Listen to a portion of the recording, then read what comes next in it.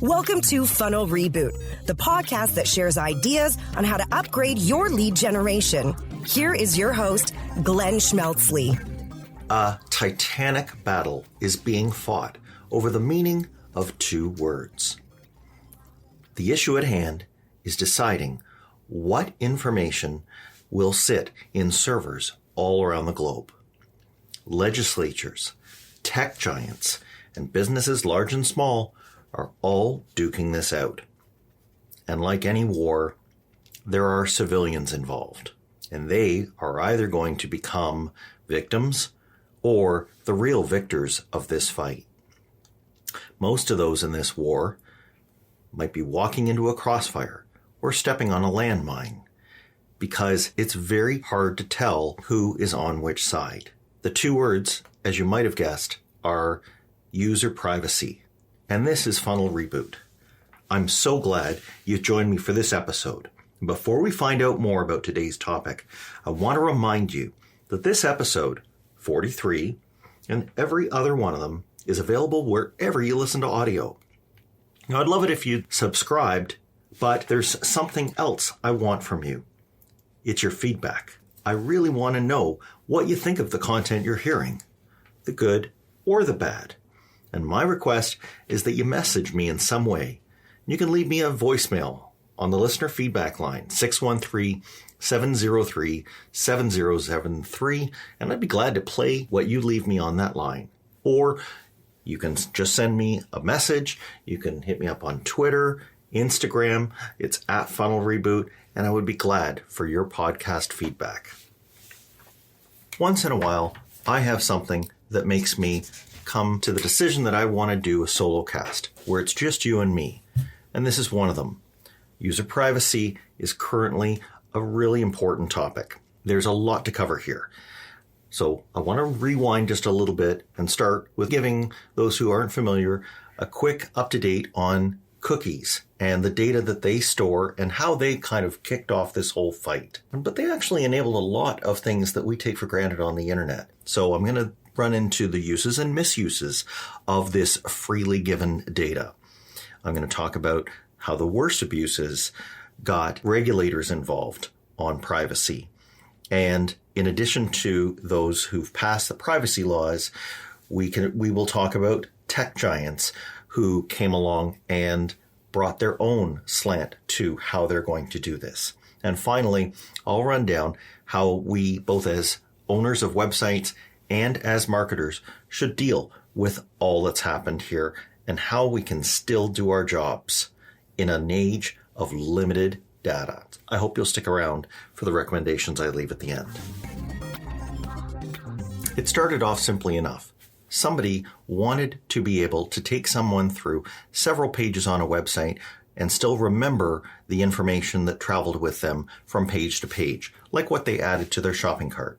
And they created a cookie, a small file that stores a number which can identify the person who's on the other side of that web session. And when that number is fed back to the server, it understands that it needs to supply that item in the shopping cart or any other data. Well, cookies, it turns out, could not only be stored from the originating server, which we call a first-party cookie, but they could come from another website who was given information by that first party. Here enters the third-party cookie. Because cookies tend to stay on people's machines, in past they've stayed up as long as 90 days or even longer, this led to an explosion of different companies who figured out all sorts of amazing things that they could do by having information about you that someone else had given them, including all the advertising capabilities. Well, things started maybe in the 2017 and 2018 era for companies to look a little bit more at what was happening. And the marketing industry as a whole started to ask itself whether they were doing a good job of educating users on how and why we use cookies. Spoiler alert, we hadn't. We need to keep this in mind because history has a nasty way of repeating itself. The sensitivity around how this basic information about buyers could be used became even stronger when big data came along and we realized just how much we could mine and through analysis figure out how we could build models around who is coming onto websites and what else we could do with them. This is where bad players like Cambridge Analytica came into play. They used information which sites like Facebook and others were able to store on people and carry around in cookies for their own uses. Now, I didn't run any campaigns that were anything like theirs, but I did actually have a personal encounter in 2016 that showed me how much this data could actually do for someone. It was a campaign I was working on in the health space. It was for an OBGYN clinic and a specific kind of procedure. I won't get into it, but I was egged on by a client to do a particular kind of marketing for these clinics for one procedure that they did at the clinics. It's a condition, obviously, that affects women's reproductive organs. And women have this condition normally in the years that they're bearing children. And if it's not treated, they may need to get a hysterectomy. Well, the company that approached me wanted to promote their procedure, which prevents someone from having a hysterectomy. And this would allow women to have kids in the future when maybe that door had been closed for them if they didn't know about the procedure. So things started innocently enough. We were using information that these people had put on their Facebook profiles, and we started to look at retargeting options and the other information that would come from third-party sources. So we started with age range. That's fine. Then we moved on to a certain racial background. That was because one race is genetically predisposed to getting this condition.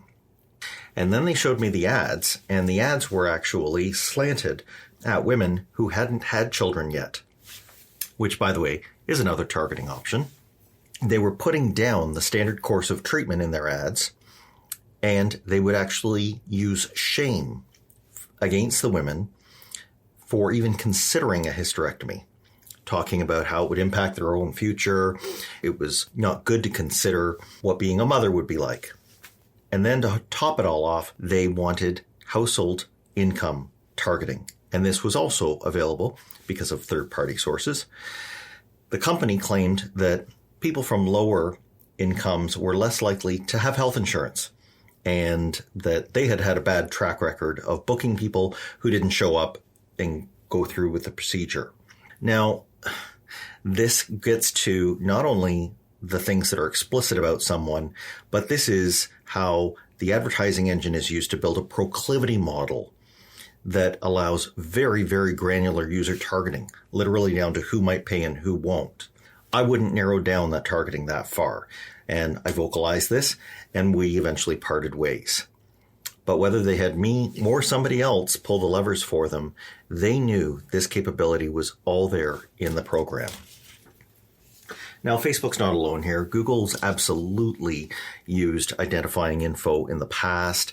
If we remember the Google Toolbar, G+, these were both places where your interests were being tracked.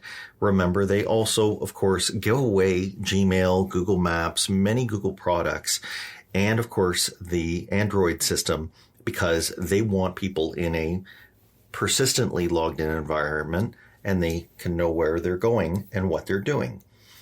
And we've gone along with it as buyers and consumers. We've willingly shared this information because we get value out of free products, and we're able to do it. But I think the pendulum is starting to shift back. The first group that really brought this into light were the regulators, who saw places like Cambridge Analytica and what they did with electoral meddling.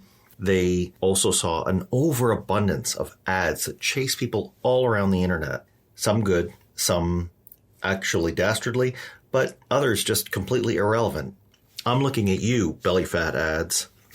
Whether people would have stampeded towards regulators and asked them to do this if this hadn't been the case, or the ads were in really bad context, I don't know. I'm not going to wade into that. But ultimately, places like the EU and others said, if you're going to have information from people, they have to opt in. And so along came the EU, who said that they would not allow this kind of surveillance capitalism. They advocated for allowing people's data to be considered an asset that they could give to a company, but that they could also revoke. There were other people who come along and have also said that they would like to get in on this privacy action. First, we had in the US the California with CCPA. We've also had Virginia, the state of Virginia has gotten in, Canada, and rumored the United States as an entire country. So that's fine. We've got some other places where they are now protecting user data. And then there are the tech companies themselves, which is curious because you would think that they built their empires on user data. Why would they all of a sudden turn around and say that they are fighting for privacy? Did they switch sides in the war? Let's deal with Apple first. Apple, starting in 2017, came along with the Intelligent Tracking Protocol, ITP. And they started announcing that on their devices, as well as on the Safari browser, that they would start to forget about cookies that were third-party, not keep cookies around for very long. They weren't the only ones. Mozilla announced what they called their Enhanced Tracking Protection, ETP. They're the people behind Firefox, and that limits data sharing, and especially third-party cookies. You have search engines like DuckDuckGo that also follow a user privacy-centric model of not retaining information. And then the big thing dropped in late 2020 when Apple announced App Tracking Transparency, ATT. Now, how does it work? First off, it's bundled in their operating system, iOS 14.5, and that's supposed to be out Q2 of 2021.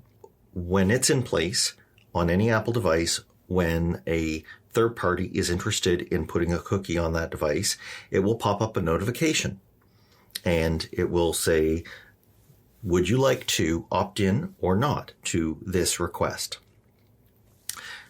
This will impact not only cookies, it'll impact things like pixels from Facebook and other apps and other social platforms. Many third-party retargeting applications, and it'll also, of course, have ramifications on the biggest of them like Facebook and Google.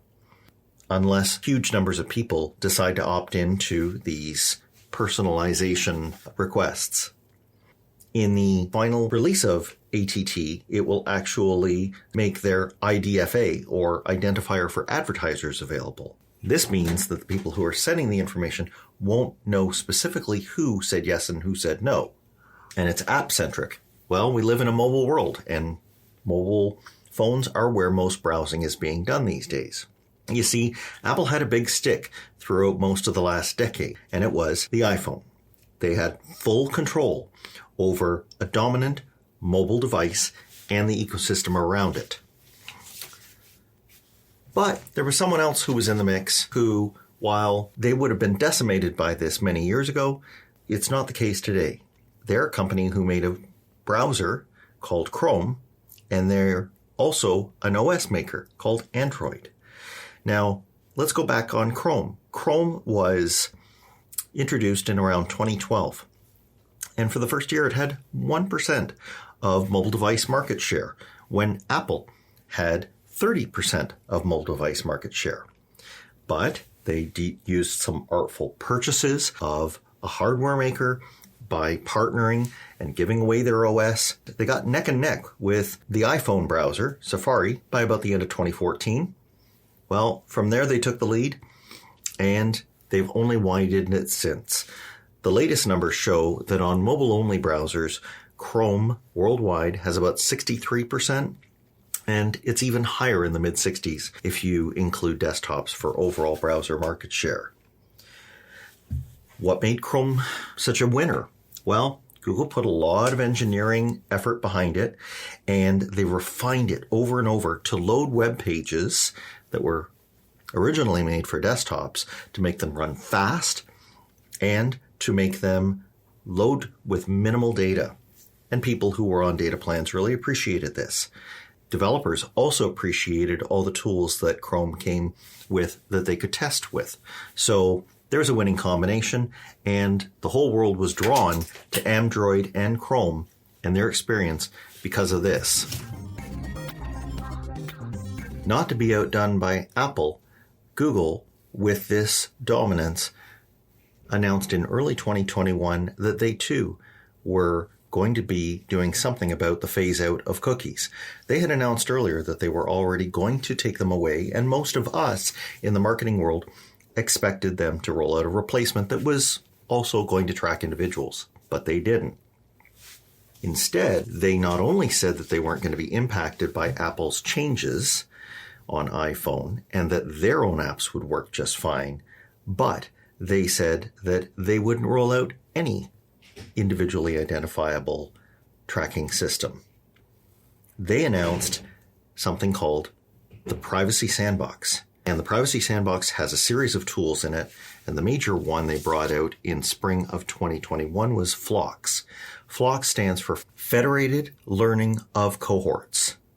So let's break this down for a sec. Federated means that it's going to use artificial intelligence, but that it's not going to be all in one place like Google.com or Facebook.com's server. It's going to instead be on someone's local browser. They're learning, and they're going to use cohorts, which are groups of people, literally meaning hiding people in a crowd. How did Google come to be able to handle something that would work for them and ostensibly satisfy regulators and Apple? We can thank Chrome for that, because they had a browser that had dominance in the market that allowed them to realize that they don't need anything else besides a browser where they can lock in the people's experience and they can use the browser as part of their solution to privacy.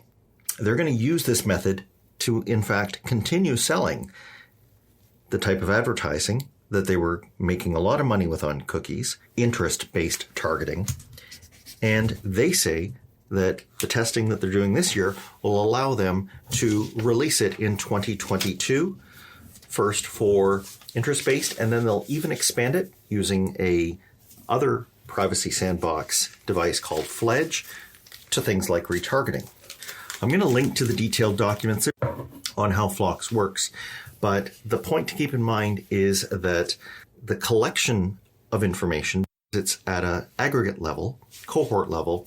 So to help us understand what this means for everyone, let's remember that Google has a lot of power, and it's important to look at the forces of power. There's a very well-known thing called the Porter model, which evaluates people's relative strengths and weaknesses in an industry. I want to look at it for a moment just to help us understand where we fit in this entire picture as marketers. So when you're looking at what can happen in an industry, the forces of change are dependent on the strength of the buyers, whether there's very strong or weak major players, whether there are substitutes to those offerings, what the competition is between those suppliers, and what kind of barriers to entry are there.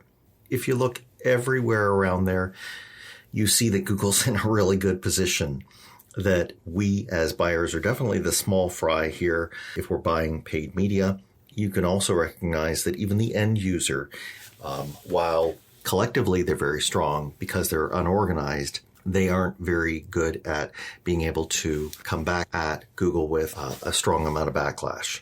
So when I ask myself the question, will we as marketers still have the data that we need to do our jobs? I look at where Google has a choke point. Google wants to send people to websites. Google has the ability to charge money to send people. And they do seem to still be a very popular search engine. They have a lot of other parts of their network where they can charge advertising dollars because people are on websites that they see them traveling to. There are some other ways to look at this. Eric Seifert, who's a really smart guy when it comes to this sort of thing, does point out that if this is a direction that Apple and Google are taking, we need to be prepared that this is the way the entire industry is going to go because they're such large actors. He says the future of interest-based targeting, aggregated, campaign-level measurement, is going to mean the phase out of profile-based targeting, and advertisers should not expect it as something they can rely on to go forward. So almost nobody will be able to do profile targeting anymore, and I suppose that's a good thing. We've got to keep in mind, Apple and Google are doing this for their own reasons. Both of them have app stores. Both of them have products that run on the other company's devices, and they are each trying to make sure that they can have enough information for what they want to do without necessarily sharing that information with other smaller players. See, Google is in a way playing defense. They know that they're right now the subject of no fewer than 3 US-based lawsuits, and they are verging on monopolistic practices, and they could invite antitrust condemnation on themselves for doing things. So their answer to making things cohort-based may be, it may be a deflection from the fact that they have such a strong search business that they can use as leverage. And while they're trying to keep attention away from where they have dominance, Apple is also trying very hard to make things so that no one can have an advantage. They are going to be pulling away information. It's not going to be available for measurement. It's going to hurt things like ROI or ROAS calculations that advertisers are going to have, because you are not going to be given firm numbers. You're only going to be given approximations based on what was collected and aggregated. Under this new regime, Apple and Google are really redefining what privacy is. You see, they're holding themselves in a separate category from everyone else. They're saying, you can't trust these other guys, but you can trust us. Returning again to Eric Seufert for a moment, there's a group of advertisers where I think this cohort-based system is going to inordinately impact them, and it's small advertisers. He says targeting is going to have to move to these interest groups, and a viable audience that you're targeting for that must necessarily increase in size, or the ad campaign will waste too many impressions to run properly. Their use of AI is going to need a lot more data, and it means that only if you have a large amount of spend will you be able to see fast learning. The rest of us are going to have to pay our tuition until the model figures out who we should really be in front of, because they're no longer allowing us to have such granular targeting. Since the first day of having the Google Ads platform, they had always supplied the actual query that people had typed in when they were doing a search, even if it got matched with a different kind of keyword. Suddenly in 2020, they started withholding certain query data, and they argued that it was insignificant. They said if you were a small advertiser, you didn't really need this kind of data. It wasn't what the AI was being trained on. In the name of user privacy, you couldn't know what a certain individual was typing because that might allow you to track them down.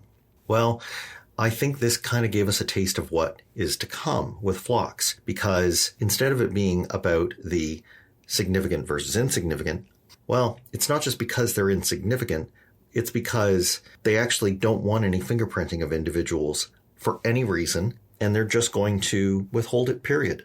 So this gives them a lot more justification to pull away many more kinds of information. I'm afraid I don't have many good answers for how advertisers can react to this. Google has said that we should expect very little change in our performance. I wouldn't put my faith in that. But what I can really give us some grounding on to wrap up is what we as site owners can do in this war. First off, I think that we should stop collecting any data that we don't need. It's tempting. I know it's tempting to want a lot of information. We have to remember that when we're taking that on, we're taking on the liability for any future breaches or any sharing. And, we've in the past been encouraged to upload lists and share them with targeting platforms. Well, that's going away because we don't have the user's consent. If they didn't consent to it and we're not protecting it, I don't think we as marketers even deserve to have nice things. As site owners, we do have to take the user's side, because we actually want these people who come to our websites to buy from us. So I think our role in this should be to actually keep abreast of what's happening in the legislatures. I think we should pay attention to what we put on our privacy pages and follow it. We should use the little negotiating power that we do have when an ad platform is making a change here, and we should actually, if it really is for privacy, get on board with it. We even have a few things they've given us. Google gave us restricted data processing, RDP. Facebook gave us limited data use, LDU. You can look these up in the show notes. These are both protocols that restrict what's happening on the data gathering side of our website and what is shared with ad platforms. So we can definitely make our sites set up for that. And we can go into Google Analytics and make sure that it doesn't collect that data. And we also need to be mindful of where our people are located. Are they in a jurisdiction where there's a privacy law? And even if they're not, don't those people have the same rights as someone who lives in a place that's made a law? And I'm also going to encourage, whenever you come across a setup in a system and you have the option for opting in a user, that you enable it. That's just being a good citizen and following what we're being told is now the law. I think privacy is here to stay, and I think it's going to apply universally. So in wrapping up, I'm going to take you all the way back to the late 90s and to a person who was certainly there in the early days of the internet, Jay Baer, when asked one time about whether advertising itself is going to go away, whether it's antithetical to privacy. Here's what he said. He said, "I remember when we started to buy advertising, people freaked out. They said, 'I don't want advertising here.' But at the end of the day, you got to realize that somebody has to pay the freight. And the guys paying the freight are businesses whose motive is to come into a user's space. And as long as advertising is good, I feel it's justified to some degree. Look around at the websites, the publishers, the companies themselves who run websites, the money they pay for those. They are doing that so that people can have products. And frankly, when advertising works, those products are then driven down to a price where everybody can get the content that they need on the internet and the products that they need through this arrangement. It's going to require us also to get on our toes as far as being able to handle data. We are going to, now that we can only use first-party data, be forced to think in this treatment like cohorts, where we have a sample of people, but they're only a fragment of the population. If you don't remember your stats courses from school, maybe you want to go brush up on them for that. And then we're going to have the option to build our own segmentation engines because we still have this first-party data, and we can base it on their activity on our website or the information that they volunteer in a form. This data, combined with some good marketing automation systems, should allow us to pull together enough of a profile that can actually hold its own with what we used to get personally. I would encourage us to also think about the content offers that we make, because we can make inferences based on what people are interested by what content they're getting. And that one touch may be the only chance that we have to capture their first-party data. It just might not be economically feasible to do retargeting ad nauseum for them. But I would say if you've done a good job up front, you collect their information and the downstream tracking that you get their permission on, what emails they open, what time it took for them to get into a sales conversation, the closes, that data, it may be your only data to justify whether or not you should go after a certain cohort of users that an ad platform is selling you. I mentioned marketing automation. It's going to be even more important. Now, some of those platforms will probably have to put in new restrictions to comply with anti-fingerprinting policy. But as a prospect opts into your information, you will see, I guarantee, a treasure trove of data. You'll gain intel from a first-party audience. You'll know who ends up buying, who doesn't. It's all going to be helpful in helping you figure out how much you can spend. It's also going to put you ahead of your competitors who probably don't know if they're getting good spend for a cohort. But you will. I care about this, as you might notice. You might wonder why. Well, I want to see us, both as internet users and as marketing and advertising people, to get the most out of the information that we see. We live in an information age. We have to use information. Sometimes this information is necessary for us to do our jobs. There is other types of information out there that serves only a commercial interest, sometimes even a malicious interest. And I don't want to see that. And I don't want to see it from big monopolies. I don't want to see it from sellers. I don't want to see people operating in a world where privacy can't be trusted. I'm hoping that we can, if we work diligently towards this, we will be able to make things that continue to provide products at an economical price for people and help them find what they really want. Thanks again for listening, and I'll talk to you soon. Thanks for listening. Follow the show on Twitter @Funnel Reboot. If you like what you have heard today, please consider leaving a review wherever you get your podcasts.